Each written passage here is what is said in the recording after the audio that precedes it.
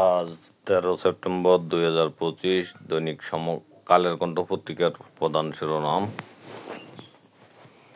নিয়োগ পেয়েও সচিবের চেয়ার জুটছে না, ভেঙে পড়ছে প্রশাসনের চেইন অফ কমান্ড, শ্রম ও কর্মসংস্থান নতুন সচিব।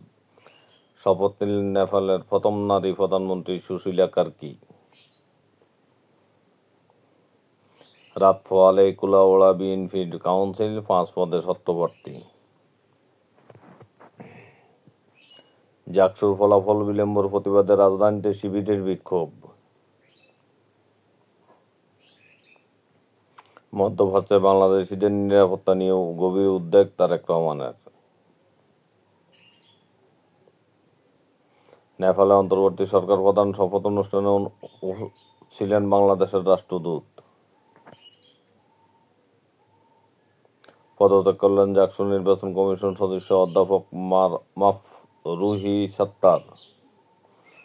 ভোট গণনাকারী শিক্ষিকার মৃত্যুর দায় জাহাঙ্গীরনগর কর্তৃপক্ষ নেওয়া উচিত।